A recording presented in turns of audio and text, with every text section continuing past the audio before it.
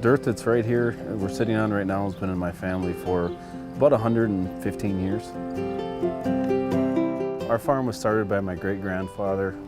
It was taken over by my grandfather in 1936, followed by my father and two of his brothers sometime around the early 70s. And then just recently it transitioned down to the fourth generation, which would be myself and my wife. You know, for me, farming is kind of the only thing I've ever really known.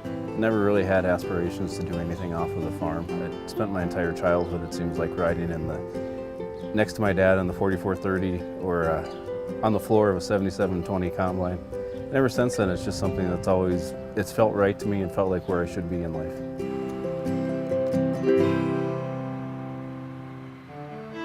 Jason was our youngest son, and from the time he was 1 year old, he started riding in the field with his dad, combining or whatever he was doing.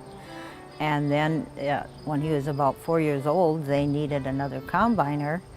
And so I was elected, but I hadn't done it before, so they sent Jason out with me, and he would tell me what to do, and I would do it. And that's the way we combined. He spent that whole fall combining with me and teaching me the ropes. And so I always say Jason taught me how to combine when he was 4.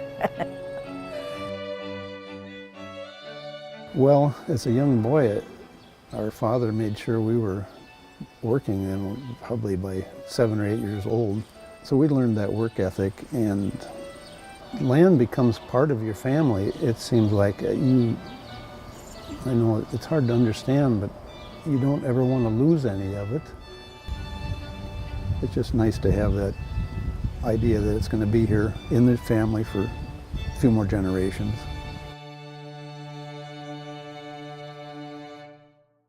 You know, when I started looking at what I was going to do for college, I knew I wanted to go to NDSU because I knew I wanted to be close to home so I could drive back and forth and be here as much as I could be. But I felt like I kind of knew how the machine side works. That kind of steered me away from the egg systems management. And I really felt like I was weak on the business side, so I went into egg economics. And I think that gave me a good background of how the economics of agriculture and how economics as a whole work, and I think that's a nice baseline to have. You know, I think it's kind of a misnomer for people to assume that farmers are kind of the uneducated people in the world who just don't do what their parents have always done. And things have really started to change, you know, over the last couple decades, where farming is becoming more technical. The equipment is more difficult to run. It's very computer oriented. So much of what we do now is based on science and testing and things like that, following the markets and all sorts of things. You really have to have a wide base of education just to know what's going on and keep your finger on the pulse of everything that affects you. I have a wide variety of interests, but farming, the way of life, was big with me. Being around growing things and the change in the seasons and the weather and just the wide open spaces appealed to me. So I guess blood is thicker than water. It's kind of the heritage. I took it up and had an interest. And our father supported us. Without that, we'd have not made it. My job in particular was grain sales and the trucking, getting it moved, and field operations when necessary. You get good at what you're doing, you don't want to mess it up. We don't refer to a field by a section number, it's by the guy that owned it previously, or maybe it was probably 80 years ago and we're still using his name on the land, so we do remember them. What I've enjoyed is sitting back and seeing that they're good stewards of the land. And it's a blessing to love what you're doing. It's way more than a paycheck. It's feeding people.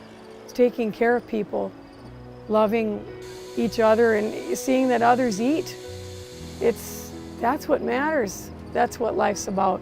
And if you can do it in a place like this with people you love, what more can you ask for? I think for most farmers, they probably look at it the same way I do, that once the farm is in your possession, it's your duty to see it through to the next generation. You know, I think my dad and my uncles looked at it that way, that their goal was to make a nice living for themselves while also continuing the family legacy.